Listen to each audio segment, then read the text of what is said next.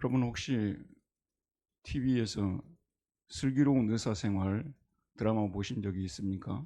다는 못 봤지만 부분 봤는데 굉장히 좋은 드라마였던 것 같습니다.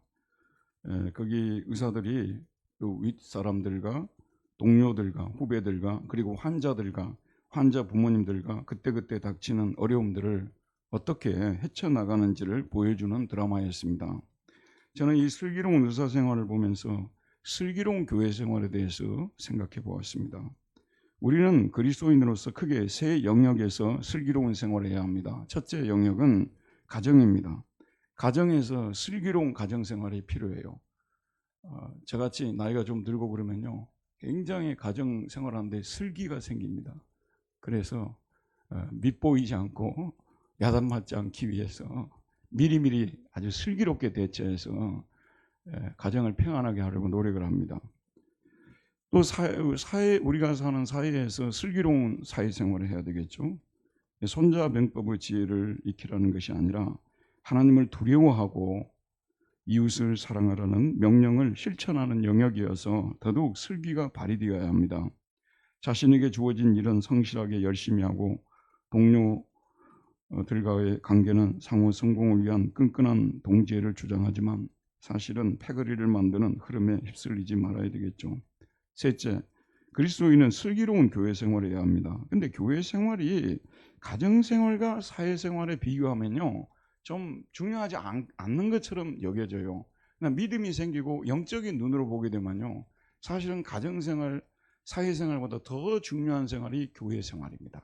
한번 예를 들어 볼게요. 목사님 설교가 요즘 전에 은혜가 안 돼요. 그 다음에 또 어떤 성도와 관계가 너무 좀 좋지 않아요. 또 교회가 맨날 오면 막 서로 교인들이 막 서로 분쟁하고 싸우고 있어요. 교회에 오게 되면 은혜를 받고 힘을 얻고 이렇게 여기서 소생을 해서 가정생활, 사회생활로 돌아가야 되는데 여기가 딱 이렇게 교회만 오면은 고통스러운 거예요. 교회만 오면 힘들고요. 여러분 그런 생활 해보셨습니까? 교회가 이렇게 평온하고 이런 것이 아무것도 아닌 것처럼 보인대요. 여러분 그렇게 생각하시면 안 됩니다. 저희 교회가 아주 뛰어난 교회는 아니라 할지라도 이 정도의 화평을 누리는 것은요, 하나님의 큰 은혜인 줄 믿습니다. 나중에 여러분 알 거예요. 그래도 그때가 참 좋은 우리 교회 생활이었다. 교회 생활이 행복해지게 되면요, 가정생활도 행복해져요. 그리고 사회생활도 물론 어려움이 없지는 않겠지만 어려움을 훨씬 더 잘 헤쳐나갈 수 있기 때문에 그 이스라엘 백성들의 삶 자체가 성막을 중심으로, 성전을 중심으로, 센터가 성전 아니었어요. 그리고 가정생활과 사회생활이 연결됐다는 것을 우리는 알 수가 있습니다. 이게 슬기로운 교회생활하는 것이 얼마나 중요한지 모릅니다. 그런데 여러분, 성경은요, 우리에게 가르치지 않는 것이 없습니다. 성경에서 슬기로운 교회생활을 가르치는 것이 어디 있을까? 뭐 원천지 있겠죠, 찾아보면요. 그런데 성경을 읽으면서 제가 깨달은 것이 데살로니가전서 5장 12절에서 22절, 여기가 슬기로운 교회 생활을 가르치는 10가지 계명이 들어있다는 걸 발견하고 깜짝 놀랐습니다. 여러분, 데살로니가 5장 12절 22절 중에서 어떤 구절이 제일 유명해요? 16절에 보면 항상 기뻐하라, 쉬지 말고 기도하라, 범사에 감사하라. 이게 제일 모르는 사람이 없잖아요. 근데 이 구절들이 주로 어디에 붙어 있냐면요, 우리 교회에 거기 붙어 있습니까? 이게 주로 액자에 넣어가지고 어디에 붙어 있어요? 가정에 주로 붙어 있단 말이에요. 가정의 그 현관 같은데 아니면 그 속에 거기에 붙어 있잖아요. 그러니까 이게 가정 생활을 위해서 주어진 것이라고 받아들이게 됐어요. 근데 이게 왜 이런 문제가 생기냐면요, 성경을 문맥 속에서 보지 않고 이 구절이 너무 좋으니까, 은혜로우니까 이 구절만 똑 떼가지고 우리 가정이 이런 가정이 돼야 된다, 이게 붙여놓은 거예요. 근데 전혀 그렇지 않습니다. 이 데살로니가 전서를 읽어보면요, 4장에 가정생활에 대해서, 특별히 부부생활에 대해서 정확하게 기록해 놨어요. 어떻게 부부생활을 해야 될지에 대해서. 또 바울이 기록한 에베소서나 골로새서라든지 이런 데 보게 되면 사회생활을 어떻게 해야 될지에 대해서도 아주 명확하게 적어놓은 그런 구절들이 있습니다. 근데 이 구절은요, 차일자 이거는 슬기로운 교회 생활을 가르치는 구절이에요. 그럼 이 10가지 계명이 나오는데요. 첫 번째가 뭐냐면 목사를 레스펙트하라는 것이거든요. 이게 지금 첫 번째예요.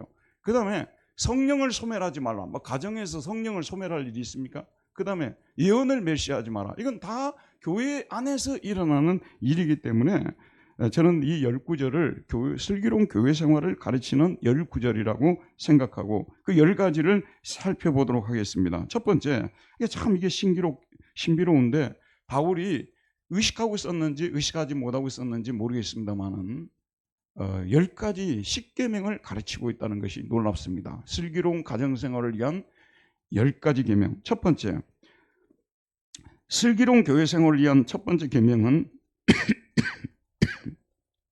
목사를 비롯한 교회 안에서 가르치는 자들에 대하여 존경하고 성도들끼리 서로 화목하라입니다. 자, 12절 13절을 우리 큰 소리로 한번 읽어보도록 하겠습니다. 12절 13절입니다. 시작. 형제들아, 우리가 너희에게 구하노니 너희 가운데서 수고하고 주 안에서 너희를 다스리며 권하는 자들을 너희가 알고 그들의 역사로 말미암아 사랑 안에서 가장 귀히 여기며 너희끼리 화목하라. 자, 하나님께서는 교회를 질서 없이 이끌어 가시는 분이 아니십니다. 요즘 창세기 있지 않습니까? 하나님께서 말씀을 가지고 질서 있게 이 우주를, 코스모스를 만드신 거 아시지 않습니까? 그래서 하나님은 교회를 이끌어 갈 때도요, 하나님께서 영적 질서를 세우십니다. 그래서 특별히 이 질서는 계급이 아닙니다. 명심하시기 바랍니다. 이건 계급이 아니에요. 그러니까 요즘에 은퇴하신 그 목사님들이 내가 지금 교회 개척할 테니까 400억 내놔라. 그러니까 400억 뭐 이 정도는 내놔야 되지 않겠냐 하다가 안 되니까 나중에는 40억으로 줄여가지고 내가 뭐 이번 한 주간 동안 떠들고 난리가 났지 않습니까? 이 교회를 이게 뭐냐면 회사처럼 생각하는 것이고 또 회사를 기업으로 생각하는 건 아주 잘못된 모습입니다. 문제는 저희 교회에서는 이런 일이 절대 일어나지 않으니까 안심하시기를 바랍니다. 우린 돈이 없어요. 문제는 돈이 없다니까요. 늘 아슬아슬하게 살아가기 때문에 이런 문제 일어나지 않습니다. 근데 이런 교회를 좀 알아줘야 되는데 사람들이 못 알아주니까 못 오고 계신 거예요. 자, 여러분, 이게 교회는 이거는 질서를 유지하기 위해서. 그래서 우리 모든 교회의 직분은 기능직입니다. 교회의 모든 직분은 무슨 직이라고요? 기능, 어떤 펑션을 가지고 있는 거예요. 그러면 이 목사는 뭐냐면 하나님 말씀을 전해주고 성례를 시행하고 교인들에게 하나님의 뜻을 알려주고 교인들이 그 말씀에 따라 살도록 권면하고 격려하고 때로는 채찍질하고 이렇게 해서 올바른 방향으로 가도록 만들어주는 매우 중요한 기능을 하는 사람이에요. 그러니까 그 목사의 인격 때문에 너무너무 훌륭한 목사, 그런 말 하지 마세요. 여러분, 제가 지금까지 살아보니까요, 너무너무 훌륭한 사람도 없고 너무너무 안 훌륭한 사람도 없어요. 대부분 비슷비슷합니다. 우리 옆에 분들하고 당신이나 나나 비슷비슷하다고 인사 한번 나눠봅시다. 당신이나 나나 다 비슷비슷해. 뭘 그렇게 뛰어나고 뭘 그렇게 모자라요. 여러분, 현미경으로 조사를 해보게 되면요, 우리의 참 모습이라는 것이 다 부족해요. 그러니까 기능직이야 이게. 그러니까 이 교회 안에서 여러 가지 기능이 있죠. 조금 있으면 또 식사 봉사하시는 분들이, 사실 저는 굉장히 기다리거든요. 주일날은 제가 아침 식사를 안 하고 오기 때문에 점심을 너무 많이 기다립니다. 근데 이분들이 막 식사를 준비해 주는 것이 얼마나 우리에게 큰 위로를 줍니까? 그래서 말씀 시간을 은혜 못 받은 분들이 그 시간은 다 얼굴이 좋으세요. 폐제 있고. 이것도 놀라운 기능이고, 또 교회 안에서 뭐 여러 가지, 오늘 찬양대도 또 귀한 찬양으로 하나님께 영광을 돌리고, 다 이 펑션들이 다 중요한데 특별히 말씀을 전하는 이 목회자들의 역할이 중요해요. 왜냐하면 하나님 말씀이 교회에는 중심이 되어야 되기 때문에, 가장 중요하기 때문에. 근데 오늘 말씀이 그냥 허투루게 적혀 있지 않습니다. 그 사람들이 그 말씀 사역을 충실하고 이행하고 있을 경우에를 말하는 거예요. 어떤 목사님들은 정치에 발을 뛰어들어가지고 그냥 정치하는데 여념이 없어요. 뭐 총회장 되기 위해서 뭐 돈도 쓰고 막 온 천지 돌아다니고, 이런 분들을 존경하라고 안 하고 있어요. 목사님들이 말씀을 전하고 성례를 시행하고 성도들을 올바로 세우려고 이런 수고를 다 하는 경우에, 그런 목회자들을 알아주고 주 안에서 너희를 다스리며 권하는 자들을 너희가 알고 그들의 역사로 말미암아 사랑 안에서 가장 귀히 여기라고 말하고 있어요. 어느 정도 대충 기억이라는 것이 아니라요. hold them in the highest regard in love because of their work라고 되어 있어요. 그들의 하는 일 때문에 사랑 안에서 highest regard입니다. 이게 최고의 존중을, 최고의 존경을 그들에게 표시하라고 말하고 있어요. 뭐 때문에 그러고요? 말씀 때문에. 그러니까 한번 여러분 거꾸로 생각해 보세요. 아니 그 슬기로운 교회 생활인데 아니 목회자를 목회자로 인정하지 않고 존경도 되지 않고 존중하지도 않는데 슬기로운 교회 생활이 되겠습니까? 그러니까 이걸 제일 앞에다 두었다는 것은 매우 놀라요. 마치 십계명에서 나 외에 다른 신을 내게 두지 말라 이것처럼 중요한 거예요. 교회가 슬기로운 교회 생활이 되는 평안한 교회 생활이 되면 목회자와 관계가 어느 정도 정립이 돼 있어야 됩니다. 목회자를 존중도 안 하는데 말씀이 들어오겠습니까? 말씀이 들어오지 않는데 무슨 슬기로운 교회 생활이 되겠습니까? 그러니까 성령께서 첫 번째 계명으로 이와 같이 넣어놨어요. 그리고 성도들끼리는 서로 화목하라고 말하고 있습니다. 자, 그 다음 두 번째로 한번 보도록 할게요. 슬기로운 교회 생활을 위한 두 번째 계명은 교회 안에 있는 약자들을 붙들어주며 그들에 대하여 오래 참으라는 것입니다. 교회 안에 있는 어떤 사람들요? 약자들을 붙들어주라는 거예요. 자, 우리 한번 14절을 함께 읽어보도록 할까요? 읽읍시다. 시작. 또 형제들아 너희를 권면하노니 게으른 자들을 공개하며 마음이 약한 자들을 격려하고 힘이 없는 자들을 붙들어주며 모든 사람에게 오래 참으라. 자, 게으른 자들을 공개하며 여기 데살로니가 전서는요 배경이 있어요. 그게 뭐냐면 조금 있으면 예수님이 오신다는 구름을 타고 오신다는 그 재림에 대한 기대가 그냥 여기까지 올라와 있던 교회예요. 그러니까 어떤 분들은 성경을 잘못 해석해 가지고 그냥 내일 예수님이 올 것처럼 오늘 해야 할 일을 다 놔버린 거예요. 그래서 일도 안 하는 거예요. 그리고 또 옆에 사람들은 민폐를 끼치는 거예요. 저희들이 일할 수 있으면요 정말 일을 해가지고 옆 사람들한테 민폐를 안 끼쳐야 됩니다.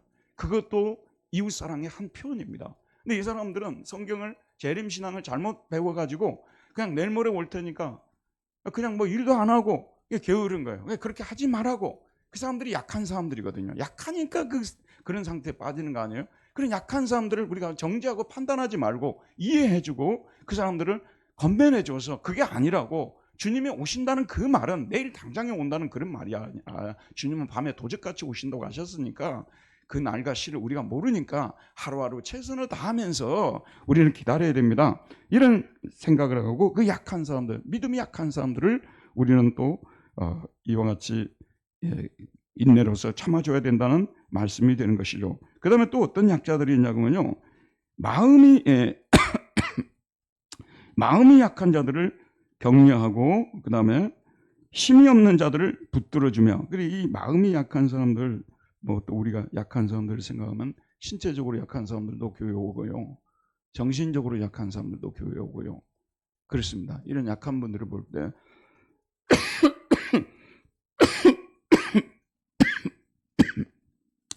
이런 약한 분들을 볼 때 우리가 정죄하고 판단하지 말고, 정신적으로 약한 사람들이 있어요. 확실히 대화를 나눠보면 이분 좀 정신적으로 약하구나. 또 신체적으로 약한 분들이 있어요. 또 이런 분들을 또 우리가 붙들어주고, 그리고 또 뭐라고 했냐면 힘이 없는 자들을 붙들어주고라고 했는데, 소위 말하는 사회적 약자들이 있어요. 아무리 잘 살아보려고 발버둥을 치고, 요즘 우리끼리 오가는 얘기들이 그거 아니에요. AI 시대가 본격화되면서 그야말로 사람들이 직업에서 많이 쫓겨나고 할 일이 없고, 그리고 자영업들은 뭐 계속 폐업하고 이런 일이 나오고 있다는 것을 알지 않습니까? 그러다 보니 원하지 않지만 사회적 약자로 전락하는 사람들이 많습니다. 그런데 우리 교회에서는 항상 우리 교회 안에 있는 사람들 중에서 살아가기가 힘든 분들, 경제적으로 어려운 분들을 항상 우리는 유념하고 쳐다보고 도와줄 것이 없는가, 그런 교회가 되게 돼요. 저를 보세요. 이걸 요즘 쓰는 말로 사회적 영성이란 말을 쓰거든요. 이 사회적 영성이 없지 않습니까? 그럼 어떻게 되는 줄 아십니까? 아무리 우리가 성경 읽고 기도하고 막 은혜 받고 그래도요, 뻗어나가지를 못합니다. 불쌍히 여기는 마음, 약한 자들을 불쌍히 여기는 마음이 없는 영성이 있지 않습니까? 이거는 뻗어나가지 못해요.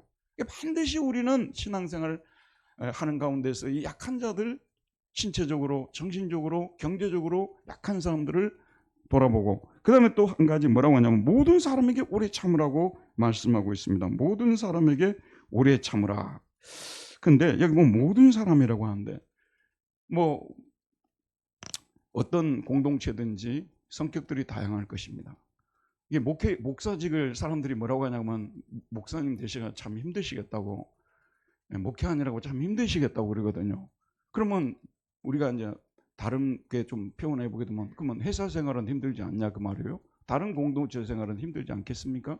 근데 목회하는 사람들을 특별히 많이 힘들겠다고 하는 이유는 뭐냐면요, 공동체 구성원들이 정말 다양합니다. 여러분들이 생각한 것보다 훨씬 더 다양합니다. 제가 처음으로 교회 목양을 하면서요, 처음으로 상당히 충격을 받았던 일이 있어요. 이제 교회에서, 우리 교회에서 하듯이 추수감사절 이렇게 이제 찬양제를 하려고 그룹을 딱 정해가지고 이렇게 이제 찬양을 하고, 다들 뭐 그렇게 열심히 찬양하고 하나님께 영광 돌리겠다고 하고 있죠. 근데 어떤 그 당시 그 주재원이었죠. 그 주재원 부인이 우리 교회 집사님이셨는데 저를 좀 보자고 그러더라고요. 그래서 다 뭐라고 얘기했냐면요, 자기는 음치라는 거예요. 나는 음치고 앞에 나가서 교회 이 노래 부르는 건 내가 제일 싫어하는 거라고.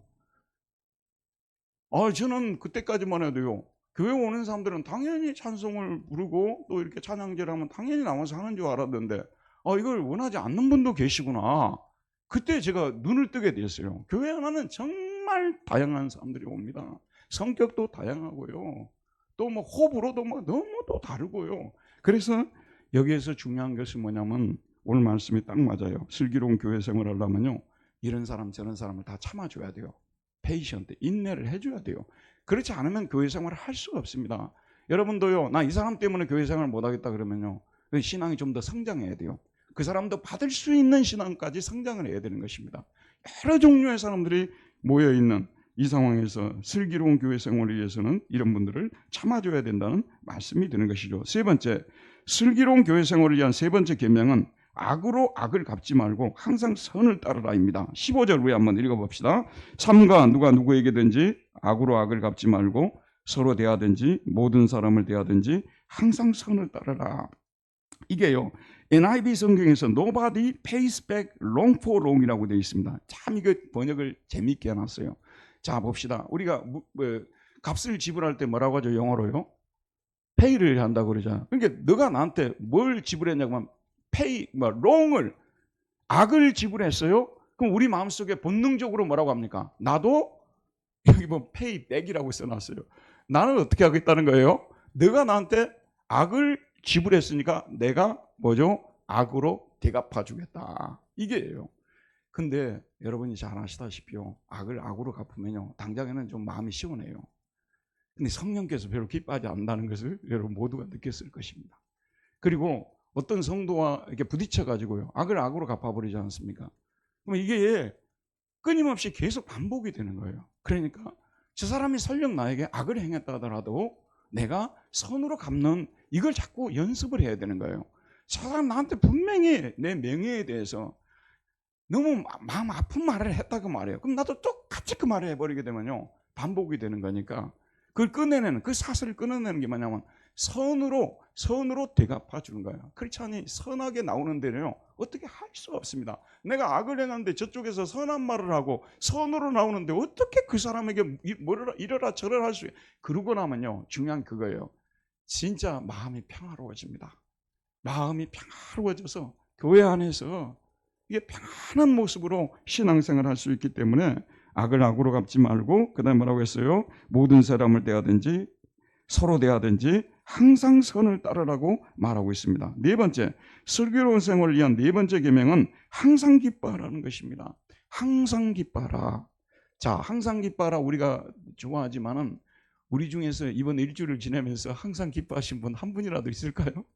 항상 기뻐하신 분 한 분이라도 있을까요? 아마 아무도 없을 것입니다. 그런데 이 말이 무슨 뜻인지를 예를 들어서 제가 말씀을 드릴게요.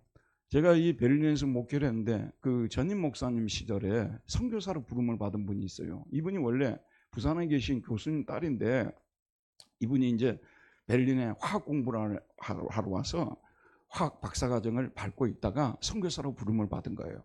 어디로 갔냐 그러면 터키의 동부 지방에 있어요. 여러분 거기 뭐 디아르바크라 지역인데 거기에 이제 부름을 받아가지고 그 지역을 돌아다니면서 선교를 하시는 분이신데 지금까지도 솔로예요.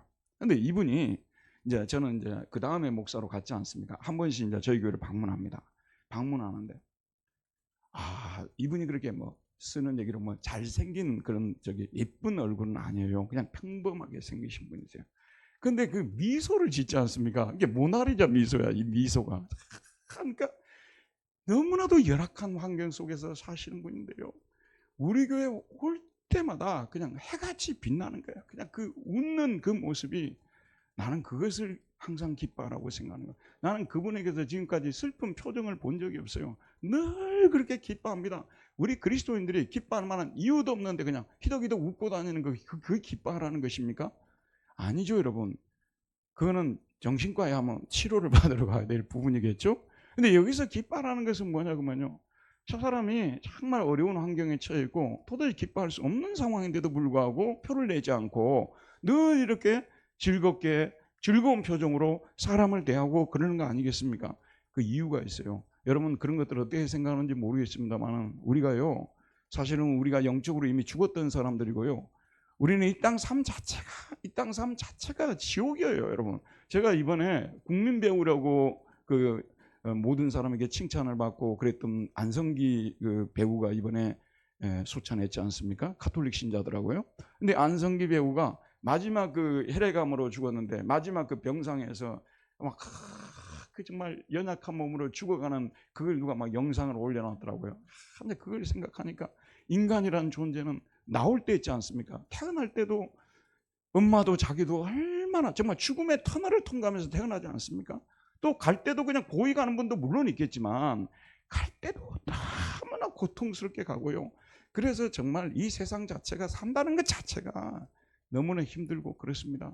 근데 우리가 이 험한 세상에서 소망 없는 세상에서 예수 그리스도를 통해서 구원을 받고 영생의 소망을 갖고 천국의 소망을 가지고 있고 나는 부활에 대한 그 소망이 없다면요 당장이라도 신앙 그만두고 싶습니다.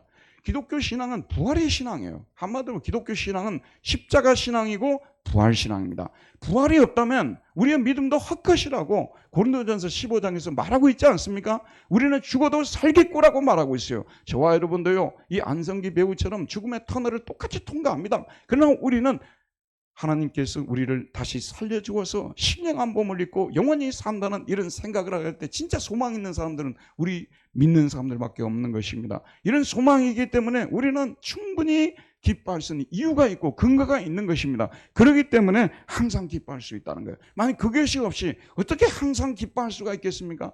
그 정도의 충분한 기뻐할 수 있는 이유를 가지고 있기 때문에 항상 기뻐하라 말할 수 있다는 것입니다. 슬기로운 생활을 위한 5번째 계명은 쉬지 말고 기도하라. 자, 이번 주 돌이켜 보십시오. 쉬지 말고 기도하셨습니까?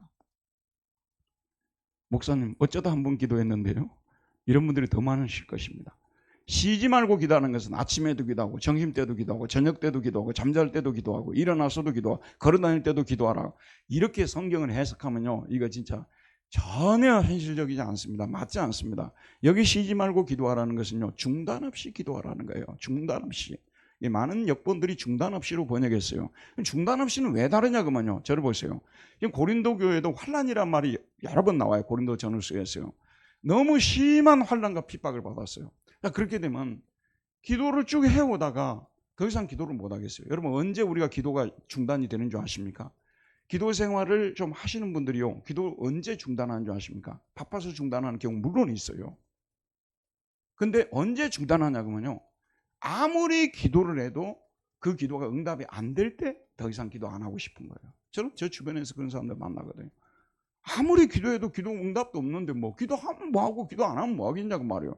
또 자 이럴 땐 주목해서 들으셔야 됩니다. 여러분들 중에서도요. 기도 하나도 안 했는데 그냥 생각만 하고 있었는데 응답이 되는 경우들도 있어요. 아니 그리고 내가 볼 때 저 주변에 누구는 기도 하나도 안 하는데 막 응답은 너무 잘 돼.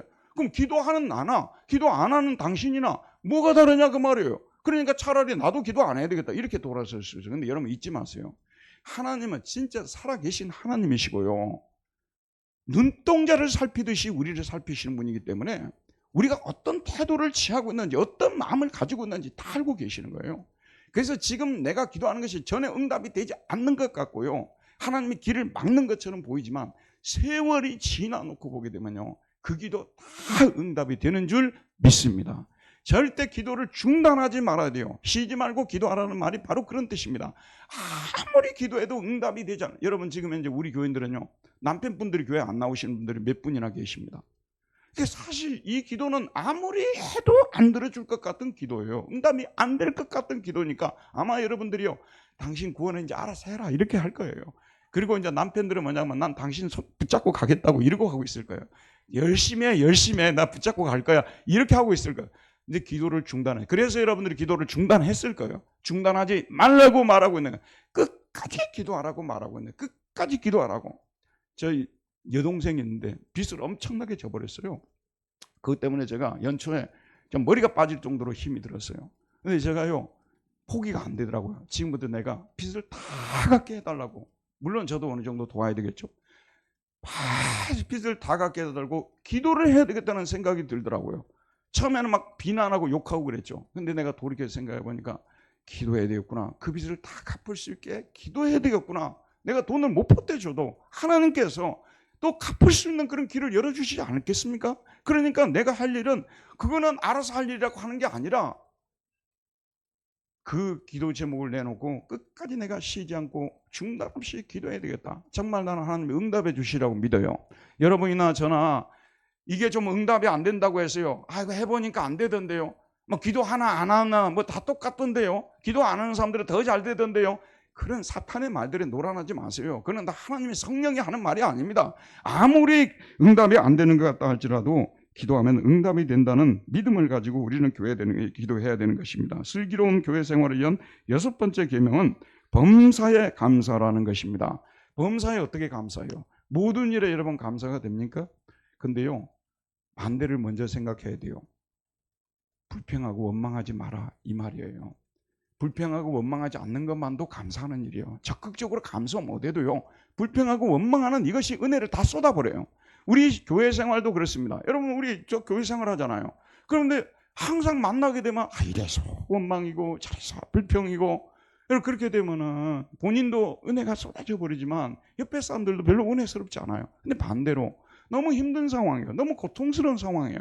근데 만날 때마다 입에서 늘 나오는 말이 감사하는 거예요. 모든 것이 합력해서 선을 이룰 때가 있겠죠. 하나님 뜻이 있겠죠. 하나님께서 정말 나에게 이런 고난을 허락하시는 데는 이유가 있고 목적이 있을 테니까 합력해서 선을 이룬다고 말씀하셨으니까 하면서 감사의 말을, 적어도 불평의 말만 안 해도요, 슬기로운 교회 생활할 수 있어요. 여러분 교회에서도요, 내가 불평하는 말을 늘 하게 되면 한두 번은 들어주지만요, 서너 번 하게 되면 사람들이 좀 멀리하게 됩니다. 그게 나 때문에 생기는 문제예요. 그러니까 자꾸 감사하는 말을 하려고 자꾸 노력을 하는 거예요. 감사하는 말을 하려고 노력하는 거예요. 저도 이 교회 사역을 하지만 이제 교회 사역을 중단할 때도 있을 거예요. 그러면 혹시 이제 저 혼자 집사람하고 신앙생활을 하시는 노아의 가정을 생각하는 거예요. 한두 사람도 하나님을 거기서 예배드리고 하나님께 영광 돌리며 살면 되는 거예요. 뭐 1000명, 10,000명 목회했다고 하나님께서 더 상을 주고 그렇지 않았다고 천국에서 나를 배척하고 그러겠습니까? 저는 목회자로서 두려운 것이 있어요. 오늘 우리 한국교회에서요, 정말 그 예산이 1억이 못 되는 그 교회들이요 80%랍니다. 어느 목사님 통계에서요, 예산 1억이 안 되는 교회가 80%예요. 우리는 3억 5천인가 되지 않습니까? 상당히 좀 나름대로 우리는 좀 앞서 있는 교회지만 나는 항상 두려운 것이 뭔지 아세요? 저는 솔직하게 말씀드리면요, 우리 교회 규모에 비해서 상당히 좋은 대우를 받고 있어요. 근데 여러분들이 또 목사님 너무 좋은 대우 받는 거 아니에요? 그런 분들은요, 제가 나갈 때 아무것도 받아 나가는 거 없습니다. 어떤 분들은 받아 나가는 것도 있지만요, 저는 받아 나가는 것도 없으니까 100세까지 사는데 그 정도는 받아야 되겠다 생각하지 그걸로 시험 들지 마세요. 뭐 끝날 때 되게 되면 뭐 이래서 받아 나가고 저래서 받아 나가고 그러잖아요. 저는 그런 거 없습니다. 정말 없습니다. 저는 끝나면 끝나는 거지 그 이상의 미련을 갖는 사람 아니니까요, 전혀 걱정하지 마시길 바랍니다. 그런데 이렇게 제가 좀 두려운 것이 뭐냐면요, 솔직히 지금의 교회에서 저는 상당히 좋은 대우를 받고 살잖아요. 근데 지금은 이제 전국에 한 80% 교회 있지 않습니까? 7, 80% 교회는요 생존 목회를 하고 있어요. 나는요, 하나님께서 어떤 목회자를 인정할까? 나 같은 목회자가 아니라요, 생존에 시달리면서 몇 명의 교인들을 붙잡고 신앙생활하는 그분들이 진짜 하나님께 칭찬받고 있는 분들이에요. 하나님 그런 분들을 정말 귀하게 여기고 있는 분들이기 때문에 부끄럽다 그 말이에요. 지금 막 대형 교회들 터져가지고 내 이번에 개척하라니까 400억 내놔라. 여러분 이런 교회 목사가 칭찬을 받겠습니까? 아니면 지금 이번 달 그 교회 지금 여기 가게세도 교회 세도 못 내서 지금 고통을 하고 눈물을 흘리고 있는데 그 목사가 칭찬을 받겠습니까? 여러분 안정된 교회 속에서 사역하는 목사들은요 사실은 하나님께 별로 사랑받지 못하고 있다고 해석을 해도 되는 거예요. 거꾸로 그렇지 못한 목회자들이 훨씬 더 그렇기 때문에 우리는 범사에 감사해야 돼요. 이 속에서 하는 것도 은혜고 나중에 교회를 맡지 못해서 그냥 한두 명 데리고 아니면 우리 가족만 모여서 신앙생활 하는 그것도 감사하면서 살아서 우리 그리스도인의 입에서는요 항상 감사하는 생각이 가져야 돼요. 저는 어릴 때요 고등학교 때 제가 우리 그 고모님 집에 이제 그 학교를 갔는데 있을 방이 없어가지고 그 곡식 넣는 방 있잖아요. 곡식 넣는 뭐 쌀 넣고 막 놓는 거기다가 한 사람이 딱 잘 쓰는데 거기 딱 자게 만들었으니까 지금은 이렇게 넓은 집에 살고 있지만 나중에 그런 집 또 갈 수 있어요. 근데 저는 그때 한 번도 불평 안 했거든요. 지금 또 거기 가서도 불평 나중에 그런 때가 온다 할지라도 불평 안 하는 거예요. 그러다 빨리 죽었으면 좋겠어요. 왜냐하면 그러다가 딱 죽어버리면 그게 얼마나 은혜스러운 죽음이에요. 그게 그렇게 목사님이 살다가 죽었다더라. 그게 얼마나 은혜스러운 거예요. 그러니까 우리는 범사에 감사란 이 말씀이 슬기로운 교회 생활을 위해서 정말 중요하다 그 말이에요. 그 다음에 슬기로운 교회 생활에 대한 7번째 계명은 성령을 소멸하지 말라입니다. 교회 안에서 가장 중요한 사람들은 목사나 장로가 아닙니다. 교회 안에서 가장 중요한 분은 성령님이십니다. 성령님이 오심으로 오늘의 형태의 교회가 세워졌습니다. 성령은 교회를 이끌고 가시는 분이시고 교회에 각양의 은사를 주셔서 교회를 세워가시는 분이십니다. 성령은 교회에 불을 지피는 분이시고 불을 타오르게 만드는 분이십니다. 슬기로운 교회 생활을 위해 성령의 존재를 믿고 성령의 주권적 통치를 받고 은사를 받고 성령의 인도를 받고 성령의 불을 받아야 됩니다. 여기 지금 불이 켜져 있지 않습니까? 지금 이 불보다 더 좋은 불이 뭐냐면요. 뭐죠? 장작으로 떼는 불이 있죠. 생각나시죠? 지금 제가 끝나고 빨리 거기 가고 싶어요. 그런 데가 얼마나 좋습니까? 몸이 따뜻해집니다. 주변이 밝습니다. 교회는요. 성령이 우리 안에 오셔서 불을 밝혀줘야만이 우리 교회가 따뜻한 교회가 돼요. 우리 교회가 따뜻한 교회가 되는 그리고 사람들의 얼굴 표정이 다 밝은 교회가 되는 거예요. 성령의 불이 우리 안에 지펴지지 않고 성령의 불이 꺼져버리지 않습니까? 소위 성령 충만하지 않으면요 그 교회는 얼음장처럼 차갑게 되는 것입니다. 사람들 얼굴이 다 얼음장처럼 차갑게 여러분 은혜 없는 교회를 들어가서 얼굴 표정들을 보게 되면요 그냥 살아있지만 죽은 사람들이에요. 얼굴이 다 굳어있고 얼음같이 차갑고 말도 차갑고 따뜻한 말을 할 줄도 몰라요. 왜냐하면 은혜를 받지도 않는데 어떻게 따뜻한 말을 하겠어요. 근데 성령의 불이 지펴지고 은혜가 우리 안에 넘치게 되면 말 한마디를 해도 이 속에서 따뜻한 불이 나오는 것 같아요. 그래서 참 위로가 되고 이런 거 아니겠습니까? 그런데 이 성령의 불을 갖다가 소멸시켜버리면 끝나는 말이죠. 그러면 교회 생활이 행복한 교회 생활이 될 수가 없는 것이죠. 그 다음에 8번째 슬기로운 교회 생활을 위한 8번째 계명은 예언을 멸시하지 말라입니다. 자, 예언하게 되면 장래에 일어날 일에 대해서 알려주는 것을 예언이라고 하지 않습니까? 그런데 초대교회에서는 아가보와 같은 선지자들이 있어서 이 예언의 은사가 실제로 있었어요. 그래서 바울이 그 예루살렘으로 올라가려고 할 때 아가보가 나서가지고 당신 예루살렘에 올라가게 되면 결박을 당하고 큰 고통을 당할 것이라고 예언을 했어요. 그런데 성경이 기록된 이후에 오늘의 시대에는요 그런 예언은 끊어졌다고 봐야 돼요. 그런 예언은 없습니다. 그거는 그런 예언 받겠다고 산기도 다니고 이런 분들요 진짜 죄송합니다만은 그 신앙생활 너무너무 잘못하는 거예요. 근데 예언 기도를 받으러 갔는데 자기는 좋은 말만 해줄 것을 믿고 갔는데 안 좋은 말 하면 어쩔 거예요. 당신 집에 지금 이런 일이 일어날 것이라고 재앙을 선포하는 말을 하면 어쩔 거예요. 아멘으로 받겠어요? 당신 은사 잘못 받았다고 그러고 나올 거예요. 예언의 은사는 지금 현재는 하나님이 장래 알려주지 않습니다. 이번에 대학을 진학을 하는 부모님들 아이들 진학을 시키면서 기도를 해서 어느 대학을 넣으면 합격할까요? 그 용한 점쟁이 같은 목사가 있다고 해서 찾아갔단 말이에요. 거기 합격했다면 그 합격한 게 더 두려워요. 다음에 기도 받으러 할 때는요 다르게 또 말할 수 있기 때문에 죄송합니다만 그러나 예언의 은사는 어떻게 지속이 되냐면 강단에서 선포되는 이 말씀이 바로 예언의 말씀이에요. 여러분이 어떤 때는요 일주일 내에 너무 마음 졸이고 고생하고 고통당하고 너무너무 힘들었던 그런 문제를 가지고 교회에 나왔는데 목사님이 내 문제를 다 아는 것처럼 이렇게 정확하게 구구절절 세부적으로 말해줄 때가 있어요. 그게 바로 하나님께서 저와 여러분에게 주는 예언의 말씀이에요. 알겠죠, 여러분? 그리고 목사님이 신방을 왔다고 말해요. 근데 신방을 할 때도 제가 많이 기도합니다. 이 가정에 필요한 말씀이 무엇일까요?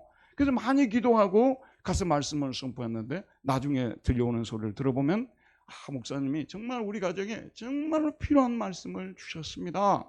이렇게. 그러면 또 하나의 예언의 은사는 뭐냐면요. 어떤 성도님이 성경을 읽고 있어요. 근데 성령의 감동으로 자꾸 그 구절이 어떤 성도하고 매치가 되는 거예요. 지금 어떤 일을 당하고 있는 우리 순에 누구하고 자꾸 매치가 되는 거예요.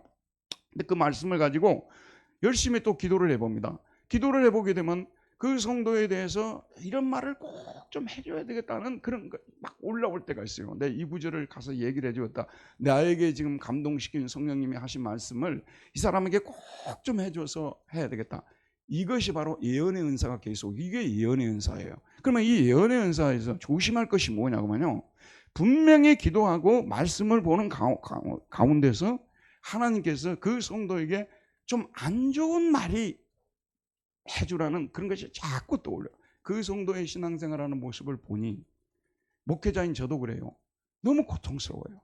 저렇게 신앙생활하면 정말 하나님이 너무 기뻐하지 않는데 저는 정말 하나님이 진짜 매를 들기 직전인데 지금 너무 막 고통스러운 거예요. 그렇다고 해서 제가요 그런 예언을 제가 받았다 하더라도요 그 성도한테 가서 당신 지금 현재 하나님께서 매를 들기 직전이라더라 이런 말을 해줄 수가 없어요. 특별히 성도님들은 여기에 대해서 조심해야 되는데요. 내가 기도하는 가운데서 당신한테 지금 하나님께서 지금 이렇게 한다더라 만약 그래 보세요. 그러면 어떻게 되겠습니까? 그 사람 말이 맞다 하더라도요 그 다음부터는 그 사람을 슬슬 피하게 돼 있습니다. 왜냐하면 저 사람이 내 문제를 이 쪽집게 같이 아는 거 보니까 너무 위험한 사람이야 하고 피할 수 있는 거니까 제가 드릴 말씀은요 그런 예언이 여러분에게 임할 때는요 계속 그 성도를 위해서 기도만 해줘야 되는 거예요. 저도 그렇습니다. 말 안 합니다. 저도요 계속 기도만 해줍니다. 그것이 잘못됐다는 것을 깨닫게 해주십시오. 돌이키게 해주시옵소서. 계속 기도만 합니다. 때가 되면 그 사람이 돌이키죠. 근데 내가 진짜 저 사람이 이 말씀을 들으면 막 일어날 수 있는 힘을 낼 수 있는 그런 예언이 나에게 임했다면 그런 말씀이 나에게 임했다면 속히 가서 그 사람에게 그런 얘기를 해줘야 돼요. 그럼 그 사람은 설령 그대로 되지 않았다 할지라도 그 사람을 싫어하지 않습니다. 저 사람이 진정 나를 위해서 기도해 주는 사람이고 나를 위해 주는 사람이라고 생각해서 이와 같이 힘을 낼 수가 있습니다. 이것이 슬기로운 교회 생활을 위한 9번째고요. 10번째, 슬기로운 교회 생활의 9번째 계명은 범사해야 하려 9번째, 범사해야 하려 좋은 것을 취하라는 것입니다. 이게 좋다고 생각하는 것이 다 좋은 게 아니에요. 모든 것을 테스트해 봐야 됩니다. 그래서 과연 그것이 하나님께서 온 것인지 우리를 위해서 주신 것인지. 자, A라는 교인이 있어요. 이 사람은 교회 등록한 지 얼마 되지 않았습니다. 한 두세 달 신앙생활 하더니 무슨 말을 퍼뜨리고 다니냐면요. 내가 이 교회 와서 신앙생활 하다 보니까 이 교회 사람들은 너무 기도를 안 한다고. 그 성도의 말이 맞기는 맞아요. 우리 교회가 그렇게 기도 많이 하는 교회가 아닙니다. 저부터 시작해서.